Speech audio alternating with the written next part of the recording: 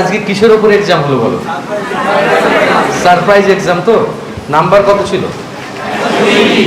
120। তা কেউ আবার 120 থেকে বেশি পেয়ে যাওনি তো? তো 120 আউট অফ 120 তোমরা কার কত স্কোর হয়েছে আমি তোমাদের কাছে জিজ্ঞেস করবো। তো তোমরা হাত তুলবে ওভার 100, মানে 100-র উপরে কারা কারা পেয়েছো? 100-র উপরে।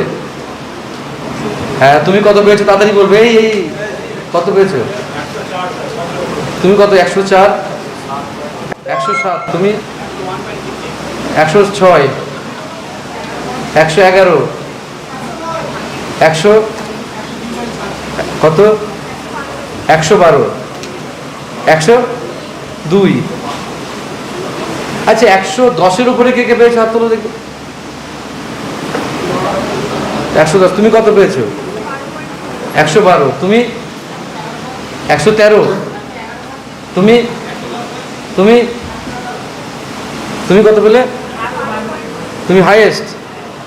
আচ্ছা, অন ক্যামেরায় চলো, ওকে গিফট করে দিই এখন।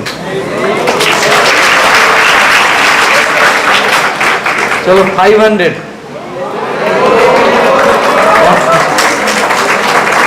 তাড়াতাড়ি চলে এসো।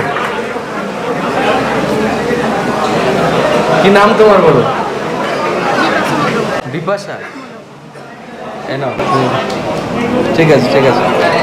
বিপাশা খুব ভালো মার্কস পেয়েছে। 120 মধ্যে 113 মার্কস পেয়েছে। 112.66 মানে 113, মানে খুবই ভালো মার্কস পেয়েছে। আমি চাইবো আরআরবির কোনো পরীক্ষাতেও এরকম টপার হোক, কারণ আমাদের তখন থেকে একাধিকবার টপার হয়েছে। গতবার অনেকেই টপার হয়েছে, মালদা বোর্ডে টপার হয়েছে, আরও বোর্ডে। আচ্ছা, এবার আমি জিজ্ঞেস করবো 100 থেকে 120, মোটামুটি ধরে নিচ্ছি 25 বা 30 জন মতো হয়েছে। হাত নামা। এবার আমি হাত তুলতে বলছি তোমার 90 থেকে 100।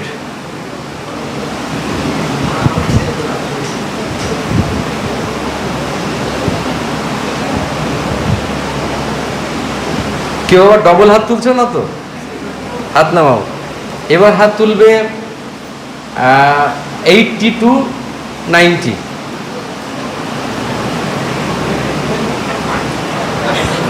80 থেকে 90-এর মধ্যে। আচ্ছা, এবার 70 to 80।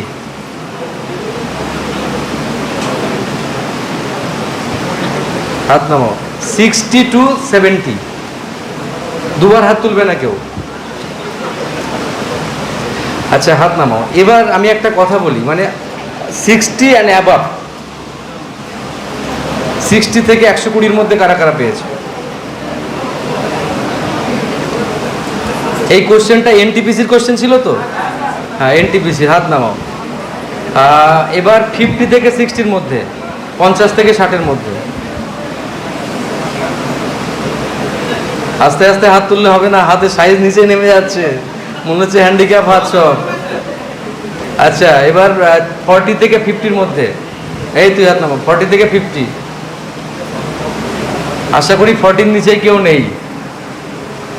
আচ্ছা, এবার আমি কয়েকটা কথা বলি, শুনো না। এবার যেটা, আচ্ছা, এই পরীক্ষাটা কি আমি ওপেন সবাইকে দিয়ে দেবো, তারা কিরকম মার্কস পায়? তোমরা যদি বলো দিতে, তাহলে দেবো, নাহলে দেবো না। ওপেন করে দেবো এই এক্সামটা সবার জন্য, দেখবো তারা কত পায় আর তোমরা কত পায়, তাহলে বোঝা যাবে নাকি। Yes or no? তোমরা সবাই রাজি থাকলে দেবো, নাহলে দেবো না। ঠিক আছে, দেখছি তাহলে কি করা যায়। হ্যাঁ, দেবো না? আরে দেবো, দেবো কে কে হাত তোলো। হ্যাঁ, তোমরাও দিতে পারবে।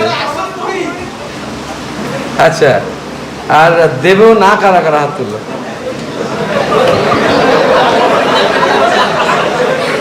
আচ্ছা, ঠিক আছে ঠিক আছে। কি হবে ভবিষ্যৎই বলবে। তো আচ্ছা, তোমাদের মনে হচ্ছে যে এই যে পরীক্ষাটা দিলে, পরীক্ষা দেওয়ার পরে তোমরা যেমনভাবে পরীক্ষাটা দিয়েছো, একদম মানে নিজেরা যতটা বেস্ট পারফর্ম করা যায় ততটাই চেষ্টা করেছো। তো এই রকম পরীক্ষা যদি তোমরা হলে বসে দাও, তাহলে তোমাদের স্কোরটাও এরকম হবে, এটা আশা করা যায়। তো এটার জন্য তোমরা যে জায়গাটা আজকে দাঁড়িয়েছো, এই জায়গাটা কিন্তু একদিনের জন্য হয়নি, অনেক দিন টাইম লেগেছে। তো তোমাদের কোন ল্যাঙ্গুয়েজে পড়লে ভাল লাগে, বাংলা না ইংলিশ? ইংলিশ। ইংলিশে পড়তেও কার কার ভাল লাগে হাত তোলো দেখি। মানে ইংলিশ মিডিয়াম কার কার ভাল লাগে? Most of English medium, Bangla medium কার কার ভাল লাগে? বিশাল ব্যাপার, তোমাদের মধ্যে যে জোশটা এসেছে বিরাট ব্যাপার। আসলে সেন্ট্রাল গভর্নমেন্টকে টার্গেট করে বাংলাতে কিছু হবে না, বাংলাতে কিছু হবে না, মানে ইংলিশেই সব করতে হবে সেন্ট্রাল গভর্নমেন্টের টার্গেট করতে গেলে, বেশিরভাগ ক্ষেত্রে দেখা যায়। আচ্ছা, আর এবার তোমাদের প্রবলেম বলো, এক্সাম সম্পর্কে যদি কোনোদিন প্রবলেম থেকে থাকে, কিছু প্রবলেম বা কী জন্য নাম্বার, তোমাদের কিছু কোয়ারিজ থাকলে বলো। হ্যাঁ, এই পেপারের কাট অফ, এই পেপারের কাট অফ অ্যাকচুয়ালি বিবেচনা, কাট অফ ব্যাপারটা খুব কিউরিয়াসিটি আছে। কাট অফ বিবেচনা হবে কিসের উপর? কতগুলো ভ্যাকান্সি আছে, তুমি বলো ভ্যাকান্সি কতগুলো আছে, ভ্যাকান্সি কতগুলো আছে বলো না, ভ্যাকান্সি বলো কতগুলো আছে। এখানে মনে করো 400 স্টুডেন্ট রয়েছে ধরে নিচ্ছি, তো 400-র মধ্যে ভ্যাকান্সি কত আছে? 400-র মধ্যে 100 ভ্যাকান্সি, তাহলে সবাই পেয়ে যাবে এখানে। এক হিসেবে যদি মনে করো ভ্যাকান্সি, এবার আমি একটা কথা বলি, এখানে তোমরা সব কম্পিটেন্ট, মানে তোমরা সব উপযুক্ত লোক বসে আছো। কি বললাম বুঝতে পারছো? তোমরা সবাই উপযুক্ত। এবার উপযুক্তরা যখন, এই কথা নয়, উপযুক্তরা যখন দেয় তখন সবাই সমমানের, হয়তো সমমানের মধ্যে যদি হয়, সেক্ষেত্রে এই যে তোমরা দেখছো এত মানুষ বেশি মার্কস পেয়েছে, এটা কিন্তু আম আদমির সঙ্গে যখন পরীক্ষা দেবে, তখন তুমি totally all over India basis রেলের পরীক্ষা হচ্ছে, তখন কিন্তু ঘটনাটা এরকম দাঁড়াবে না। তখন দেখা গেল এই যারা তোমরা মার্কস পাচ্ছ, এটা দেখা গেল 50,000 লোকের মধ্যে তোমরা এরকম জায়গায় দাঁড়াবে। বুঝতে পেরেছো আমি কি বলতে চাইছি? তার কারণ সেখানে কিছু লোক প্রিপারেশন না নিয়েও পরীক্ষা দেবে, কিছু লোক পরীক্ষা হল দেখতে যাবে, কিছু পরীক্ষা ফর্ম ফিল আপ করেছে তাই চলো পরীক্ষা দিতে যাবে, এইরকম অনেকগুলো প্যাটার্ন কাজ করবে। তো এখানে যারা এসেছো, তোমরা দিনের পর দিন পারফর্ম করেছো, এই যে বছরের পর বছর পারফর্ম করে তোমরা এই জায়গাটায় দাঁড়িয়েছো, মানে তোমরা সবাই পারফেক্ট হয়ে তারপর এই জায়গাটায় পারফর্ম করেছো। তো এই জায়গায় কাট অফটা কিন্তু এইভাবে বিচার করা যাবে না এখানে। তবে আমি এই পেপারের কাট অফ ওভারঅল বলছি, মোটামুটি ধরে নাও, যদি ভ্যাকান্সি যখন ভালো থাকবে তখন 60% মোটামুটি তোমার প্রিলিমসের কাট অফ হলে 60% মতো হবে। এটা 60% প্রিলিমসের হলে, প্রিলিমসের তাও এবার কীরকম ভ্যাকান্সি থাকবে, কীরকম কী থাকবে সেরকম, মানে প্রিলিমসের কাট অফ এটা হতে পারে, ঠিক আছে। এবার এই কথা নয়, এবার কি হয় আমি আরেকটা কথা বলি, শোন, আমরা যেভাবে কোশ্চেন প্যাটার্ন তৈরি করি, কোশ্চেনের সিস্টেম তৈরি করি, আরআরবিতে এর থেকে একটু বেশি নম্বরই পায় সবাই, বা একটু সামান্য কম নম্বর পেল, মোটামুটি অ্যাভারেজ এরকমই পারফর্ম করে। এই হচ্ছে টোটাল ব্যাপারটা।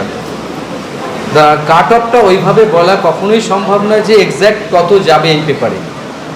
সেই সময় কীরকম লোক পরীক্ষা দিচ্ছে, তারা কীরকম পারফর্ম করেছে তার উপর নির্ভর করে, কোশ্চেন কত সহজ না কঠিন তার উপর নির্ভর করে। এই অনেকগুলো প্যারামিটার কাজ করে কাট অফের উপরে, ঠিক আছে। আর কারোকে জিজ্ঞাসা করার থাকলে বলো রিগার্ডিং এক্সাম, না অনেকে জিজ্ঞেস করছে না, যদি তাহলে সবাই জেনে যায় যদি তাহলে জিজ্ঞেস করবো না, তাই তো? বলো কিছু জানার থাকলে। আছে কিছু জানার? জগতের পড়ার কিছু জানার নেই, তাই তো? ঠিক আছে, দ্য বিগ এন্ড তাহলে এখানেই হচ্ছে।